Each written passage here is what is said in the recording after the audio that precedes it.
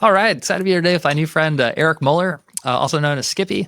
Eric is the industry trailblazer who helps spearhead innovations like modern flexi disc technology. Looking forward to hearing more about what that means exactly, but also vinyl presses after 30 years of an industry hiatus. He has partnered with artists like Metallica, Foo Fighters, and Madonna, and he runs a record label called the Pirates Press Records. And so I'm excited to catch with them today to talk a little bit about, what does it take to be successful as an independent artist in today's music industry, and specifically about perseverance and be able to kind of stick through and be consistent, especially when things are changing so rapidly. So, Eric, thank you so much for taking time to be here today. Oh, great to be here. Thanks for having me. So, maybe to kick things off, you could just share a little bit more details about how you started your record label and vinyl company, and were able to partner with artists like Metallica, Foo Fighters, and Madonna. Sure. In 2004, I was working for another company who was pressing records at the factory called GZ in Czech Republic, and had a bit of a falling out with the person running that company, and decided that it was in everybody's best interest to start our own enterprise. And using contacts that I had made previously through other record label involvement, just got going quickly and started pressing for lots of different independent record labels. It pretty soon developed into a much bigger thing, and we worked with lots of the major labels at the time who were just starting to kind of realize that there was an importance in vinyl, and that the packaging mattered, and the collectible nature of the vinyl was something that they could get people really hooked on and purchasing something, because the industry was really changing to something where it was almost like a free model, where people were stealing music online, and streaming and downloading became a thing. And lots of independent musicians were really suffering and not seeing the same amount of revenue created off the back of their releases. And you had lots of independent bands who'd been around for a long time, who were used to receiving big advances to record their records, and then all of a sudden the revenue wasn't there in terms of selling hundreds of thousands of CDs that supported that kind of economy. And the vinyl really filled a need for a lot of these labels and these bands to create a product that people would choose to buy and feel like it was something that they were doing to support music. And in some ways, it's gone hand in hand with the streaming and with that lack of spend that people are no longer doing in terms of supporting music. Vinyl's remained pretty strong and has grown. It's been ups and downs over the past 20 years, but in general, it's still extremely strong, and it's still something people are really passionate about and still see as a way for them to support bands. Out at concerts, people are still buying lots and lots of records. Through the pandemic, vinyl sales were incredible, just because vinyl itself is really perfect for the time when you're sitting at home. Like, nobody's taking records around in their cars and listening to them on airplanes and things like that. But when people are sitting at home, it's a perfect opportunity to put on a record and realize the magic that is vinyl.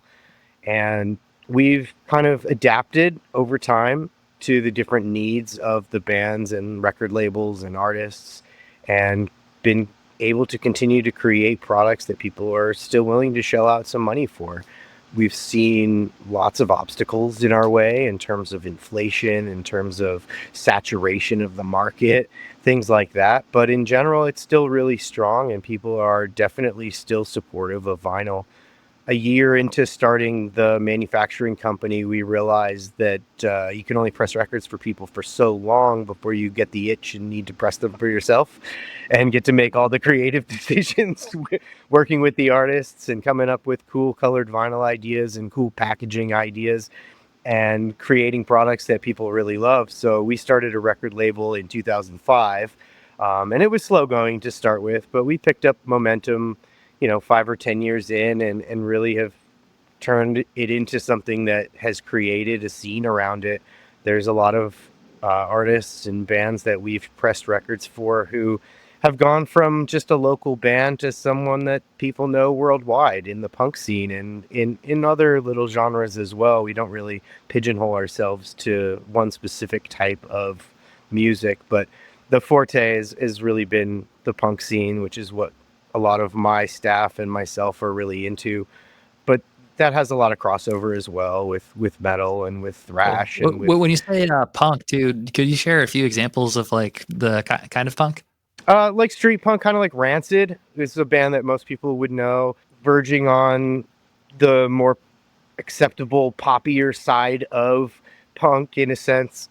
A lot of the people who aren't into punk, when you mention punk, think someone screaming into a microphone, and that's really not a big part of the stuff that we put out. There's definitely some bands that you could classify like that, but for the most part, I like to kind of describe the music as like Chuck Berry on speed or something, like really fast, lots of great guitar work and lots of catchy lyrics and sing along type stuff. There's a lot of political underpinning with a lot of the music that we do. Punk is a really accepting genre of all types of people, and we try and focus on that. And for us, the bands that we tend to work with start off with bands that we're friends with and people that we are supporting, rather than just trying to find the new hot artist and blindly go into working with them. It really does have a lot to do with the people involved. And that's kind of been the ethos of the label. And we've tried to have a mix of new bands and legacy bands and bands that are in need of support one way or another that other labels aren't really able to give them. So we've done our best to try and support these kind of bands and work creatively with them to come up with cool projects. Usually we give the bands the ultimate creative control. We use our knowledge and experience of vinyl and the manufacturing industry to kind of guide them to create products that aren't going to be too expensive, for example, but still make an impact and make people really want to invest in them. Awesome. Cool, man. I feel like there's a lot of good strings that we could pull there, but the one that came to mind first was around vinyl, and just it just seems kind of interesting that there's this what a lot of people would look at as sort of like a outdated medium for listening to music. There's like more convenient ways to do it with streaming and there are still lots of people who are buying vinyls and collecting vinyls, and so I'd love to hear from your perspective as someone who literally has shipped out, like if you had a rough ballpark, like how many vinyl records you've printed out and shipped out, like roughly, like how many do you think it is? Somewhere in the 50 to 75 million Yeah, records yeah, like range, one maybe. one or two here and there on a weekend or so. Just a Wow, couple, 50 to yeah, 75 just a couple. million records. That's amazing. And so as someone who clearly has like first-hand experience seeing like people buy these and they listen and they collect them and there's magic there. I'm curious to hear your perspective on why is that? Clearly it's not because they're like looking for the easiest way, the most convenient way to stream. So what is it that makes vinyl magic? And yeah, I'm curious how that can apply to multiple aspects of an artist's career. There's a lot of different reasons why people collect vinyl. I think it is somewhat genre specific. There's tradition involved in certain types of genres, whether it be punk or heavy metal. And a band feels like they've actually achieved something. When they record a record and simply put it out digitally, it exists, but it, in some ways, in a lot of people's mind, it doesn't have that Mm. tangible form that people are used to and people have been accustomed to for their entire lives. People in their 40s and older certainly lived through a time where a physical product was that sense of achievement, where you had a record come out, whether it was a vinyl record or a CD, it was still something physical. And I think that that still definitely exists today. One of the best moments that we get in our position in the industry is literally handing an artist their record for the first time, where they've spent all this time in the studio and all this time working with the people on the music side and finding artists to collaborate with to create a design that matches that music. And when they hold that physical product in their hands, it's a real sense of achievement for them. And for us, filling that role and turning that dream into the reality, so to speak, is really one of the best parts of what we do. And I feel like that exists with the fans as well. If you're a fan of an artist and you simply stream their music, you can enjoy it in a certain dimension. But when you actually hold it in your hands, it holds a different dimension. And people in America specifically love collecting things, whether it's cars or baseball cards or whatever. There's definitely that element of our society where people like collecting things. And so for people who are into music, vinyl records kind of serve the same role as a baseball card would. If you're a big fan of a specific baseball player, for example, and you collect their baseball cards, you feel like you're a bigger fan. And you feel like, even though they may not need the financial support, so to speak, the way an independent artist would, you're still showing them that support in a sense by purchasing those cards, making there be a value to those cards. And vinyl records are the same thing. A lot of people collect them because they love the way they sound. They have a lifestyle or a part of their life that allows them to listen to those records and enjoy them in a relaxed setting. Like I said, you're not listening to a record driving down the freeway on your way to work, but when you get home, that can be a really relaxing, enjoyable way to listen to music. And people love that. It's, again, a traditional thing. People have become accustomed to listening to a record and flipping that record over, or DJing records, for example, in certain genres and stuff. So there's a lot of different reasons. The younger crowd who may not be accustomed to that tradition, in some ways, I think they're collecting it more like a baseball card, where some people are collecting records and just putting them on a shelf and feeling a sense of achievement. Or in certain cases, depending on the type of record, the type of packaging, they may put them on the wall. And all of those things hold value. And there's no one real reason why vinyl has remained successful. I think it's a combination of all of those things. And that new crowd, that new generation of vinyl collectors has been given a totally different opportunity to collect records because people are doing it in a different way. There are a lot of more fancy types of colored vinyl available now. There's multiple versions of records being created now for different retailers, things like that, some of which are valued more because they're made in smaller quantities. And people see that, and a lot of people don't care about those types of things, and a lot of people do care about those types of things. But in general, as a whole, it's created a culture around vinyl that's really interesting and dynamic, and different people have found a love of it. And when you find something you love, you grab hold and you don't let go. And that's really why people have remained consistent with their vinyl collecting. Things like the economy changing or inflation will certainly change the degree to which people can invest in vinyl and how much money they may have to spend on records. And that'll dictate how many records that they can collect and the types of records that they can collect and things like that. But in general, that love of vinyl is not going anywhere, and it is growing. We've got young generations of people picking up Taylor Swift records and starting a collection that way. And customers of ours span the gamut in terms of their market, whether they're people in their 40s and 50s listening to, classic records or genres that have aged in a way, or brand new pop artists, or even child records. We do quite a few of those as well. And in my head, those are the ones that mean the most because that's the future of vinyl. That's people who are buying a record for somebody that might be their first record. And that could be the gateway to them collecting records for their entire lives. And as they develop their taste in music, there's enough records being produced in almost every genre now where they can be a vinyl collector. And I think that's one of the most wonderful things about where vinyl is at right now, is that it is pretty ubiquitous in terms of the genres, in terms of the types of music. Yeah, it's super interesting. So what I'm hearing you say is that Yeah, there's a certain magic to vinyl, in that there's just like a love, there's a enjoyment that comes from it. It's not necessarily for everyone, but for the people that enjoy collecting things, there's actually a magic to like getting something tangible and holding it in your hand. And one thing that I'm curious about is I've always thought this idea of doing drops and saying things like shoes selling for hundreds or thousands of dollars is really interesting in terms of just like that type of business strategy or release strategies. Like there's this limited quantity of something, you drop it, and then there's a scarcity to it. But then also because of the collective demand, it drives up the value of the collectible.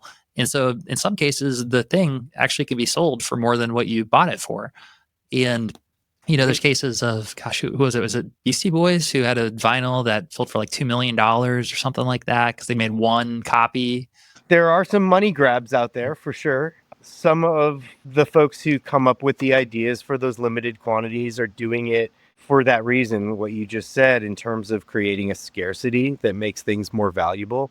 But some people are doing it genuinely because they want to have like an inner circle of fans that can feel like they are the biggest fans. And I think that that's a really interesting take on it, because it's not like they're making thousands of dollars or millions of dollars on these records. They may charge $40 or $50 for the limited run of 100 or 250 copies of a record, but it's not going to pay the bills for the year to sell 100 records, so to speak. And so I think that those folks are doing it in a way that really makes the collector feel special, part of a smaller crowd of people who are more loyal, bigger supporters, that they're finding out about these drops, these releases quickly, and they're sitting on their computer waiting for them to go live, and they buy them and they keep them. It's not like people are just buying these to resell. That does exist, but that's not a majority of what's happening. And just like going to a concert and buying a VIP ticket where you got to meet the artist or something like that, it really does make these people feel like they're connected to the artist. And in some ways, especially for independent music, the best marketing you have are people, is word of mouth. And when somebody becomes that uber collector or that very big fan of an artist, they're turning all their friends into fans of that artist because they believe so strongly that this is a worthy venture, that money is being well spent, whether it's for a record or to go to a concert or whatever. And we are able to kind of fill that role for people in a way that it doesn't rip people off. Like I said, they're not spending thousands of dollars on these records. They're spending a fair amount of money, but that money is often going to the artist because there are so many artists now, because of technology, because of the internet, who can release things themselves or who are working with independent labels who aren't just taking all the money. They're working in a really equitable way with the artists and helping the artists create a vehicle for success for themselves. Bands that tour all the time, they're selling tons of records, and that's really what's paying for the gas to get from one show to another. And when a band has a really nice product on that merch table and people can spend 25 or 30 bucks on a record, a lot of that money is going into the band's kitty, and it's helping that band create a sustainable venture. That means that band's going to come back and play again and be around for a while and feel like they're succeeding, feel like they're not just working in vain and not able to continue to do what they're doing. They obviously love what they're doing. To be in a band is like being in a marriage with 5 people. So to get in a van and play 100, 200 shows a year is a serious sacrifice for a lot of people.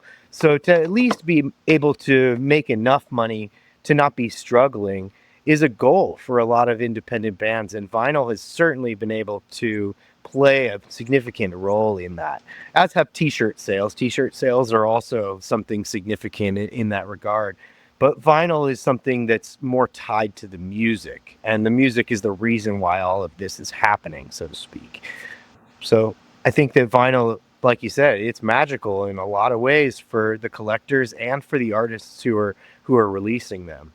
And that's always been kind of something we held central in our company, and keeps us moving forward, keeps us happy and fulfilled in what we're doing.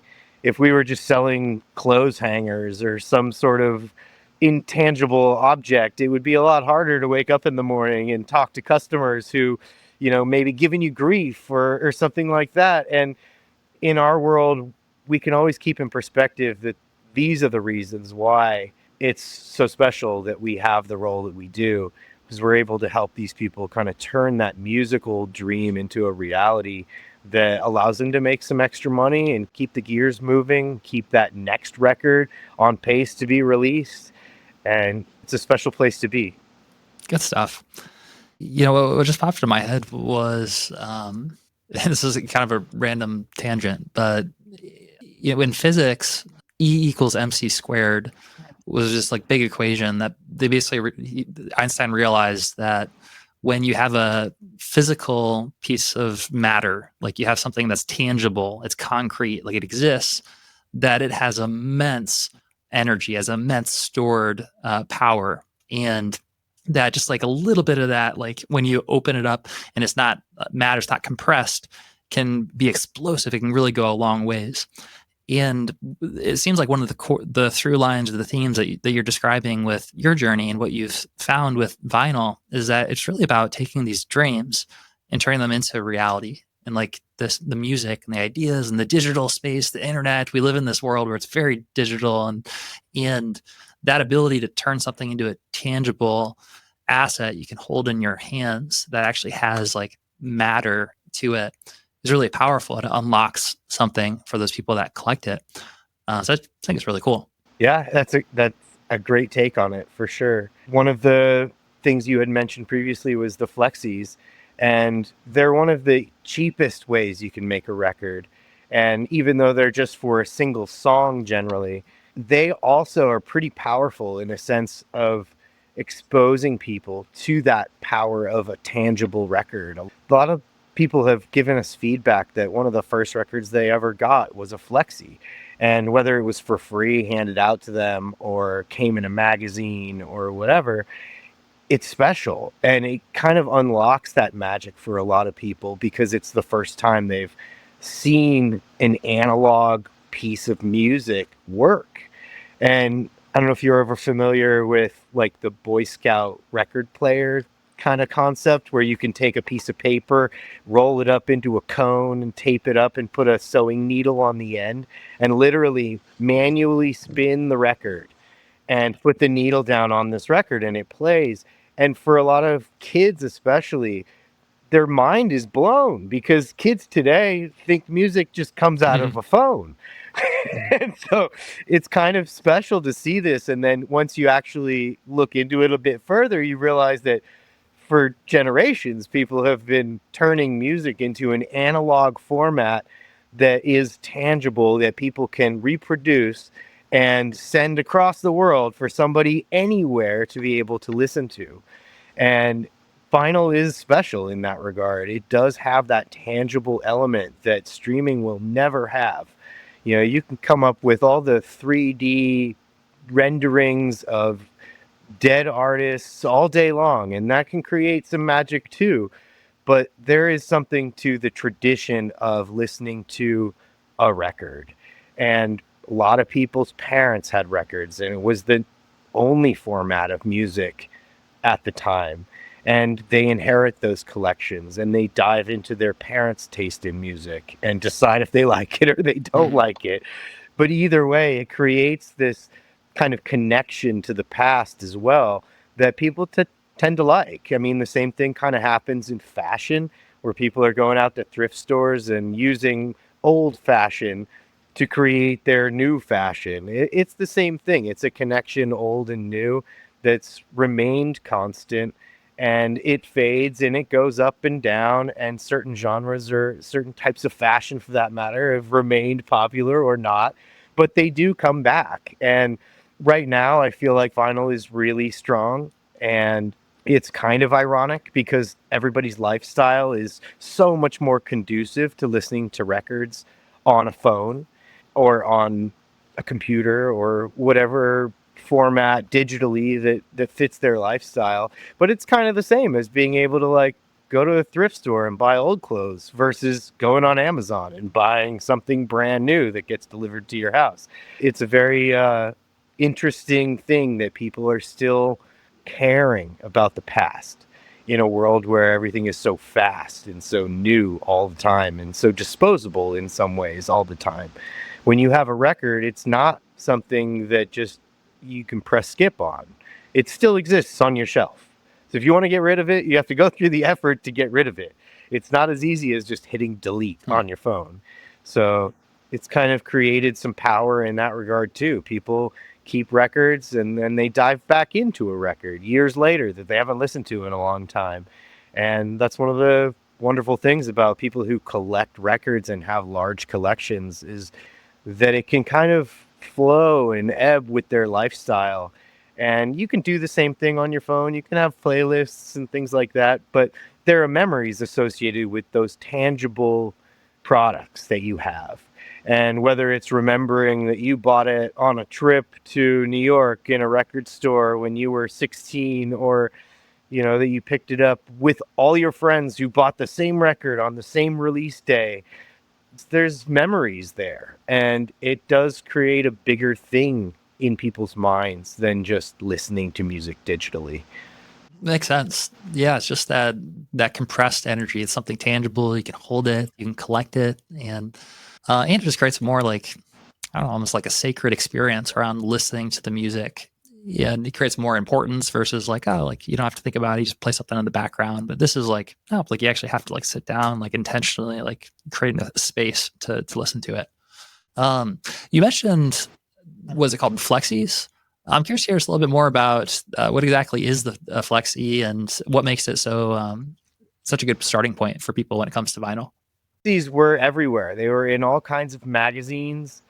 They were released in gigantic quantities when vinyl was the main format for music. The largest press of a record ever made was Whale Sounds, produced by National Geographic. It came in the magazine, and anybody who had a subscription or bought one at the store got a copy of this. And today, flexis are a much smaller thing. The company in Florida went out of business in the 90s and didn't produce flexis for probably 15 years or so. And we weren't able to really get any information about how they were made or what kind of equipment was used or anything like that. So we kind of started from scratch and came up with a way to produce them using the similar plate to what we use to make normal records. And we just invented a press to make them using an old press that made flooring, and just kind of reconfigured it and figured out a way to produce a new version of a flexi with a little bit better sound quality, a little bit more options in terms of the aesthetics, in terms of what they can look like. And over the past 10 years or so, we've really tried to show people that these are a really great way to promote music. They can be used as giveaways, they can be used as mailings to let people know about future releases. They can be that incentive to buy a special version of a normal vinyl record. They can be included with an unreleased song or a live version of a track. They've been used so many different ways, but they're inexpensive. So it's not a gigantic investment. And compared to, say, a print advertisement in a magazine, they make a bigger impact. Like when you get handed an actual vinyl record as a promotional device for another vinyl record or for something else, for a concert, for a tour, for whatever, it holds more meaning. It holds that compressed power that you spoke of versus just an ad in a magazine where you flip the page and it's gone. And with a vinyl record, you got to do something with it. It's in your hand. You got to put it on a shelf or put it in a box or whatever you're going to do. But it does have that power, and it's a really fun way to create a collection of those records. It's different than a normal record, but in the same way, it creates that connection to the artist We've had lots of series of them made by different record labels or artists. We've done different things with them on our record label to help promote the format, like release an entire record of flexis.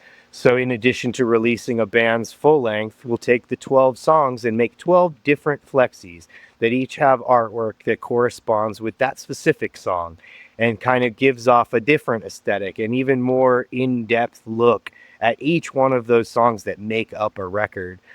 And I find it to be really special because I feel like music is so much more disposable these days that there is significance to saying that any song that ends up on a record should be meaningful. It should be able to kind of stand on its own.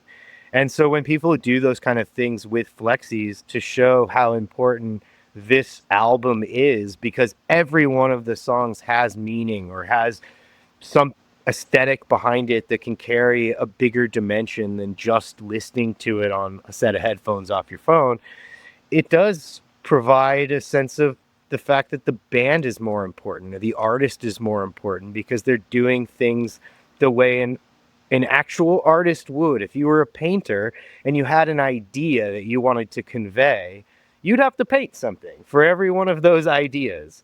And in that sense, it's not just releasing 12 songs on iTunes and hoping that people listen to them. It's really showing people that they matter enough to you to create a physical product for each one of those songs. And the flexis now, many of them sound just as good as a normal record. So when you can create a physical product that's like a piece of art and has a song, it really is special. It's one of my favorite things that we do is making picture flexis, which are full color printed like a picture disc, but a flexi. And so they're still really cheap. They cost less than $1 to make. And it's something that people are really keen on collecting. It's still a growing thing. It's not something that you'll find every artist making these days, but people who collect vinyl, record labels who are really vinyl centric, they do realize that this is an important aspect to the overall vinyl landscape. And so our company has been making them since we started making the machine in 2010. So we're like 14 years in on making them, and we make hundreds of thousands, if not millions of them a year at this point. Lots of them are made in smaller quantities, but plenty of them are made in larger quantities as well, and really used as really effective promotional tools by bands and by record labels. Super cool, man. I'm really excited to dive in more and check those out. I might end up ordering some myself. Well, check out the ones on our record label. Actually, we have a thing right now where if you purchase something off of our website, you can just add free flexi discs to your order, because we really do feel strongly about their role in vinyl, and we want to make sure that people aren't passing them up and they're something that's worth collecting. Awesome. Well, that's a nice segue to end of our conversation. And so, Eric, at first, I just want to say thank you for coming on here and sharing some of your expertise and experience. I think that vinyls and the collectability, what you just shared, really is a nice testament to just what makes music special and what makes everything that we're doing here matter. And it really is sort of that tangible connection. It's the community that forms. The collectability seems to play like an important role in that. So thank you for sharing some of your insights. And for anyone that's listening or watching this right now who is interested in learning more about your record label or is interested in printing out some of these flexis or some of their own records, where can they go to learn more? If you want to learn how to get a record made, check out our website at piratespress.com. And if you're interested in seeing some examples of some of the really cool products we can make, you can check out our record label, which is piratespressrecords.com, both of which are really geared towards independent musicians. And our big thing is really helping people who need help getting these records made.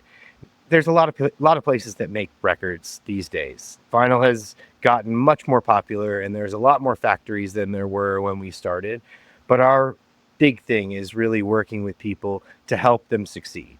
And we've had so many success stories of record labels and bands starting off with a small press and years later they're coming to us for 8,000 records.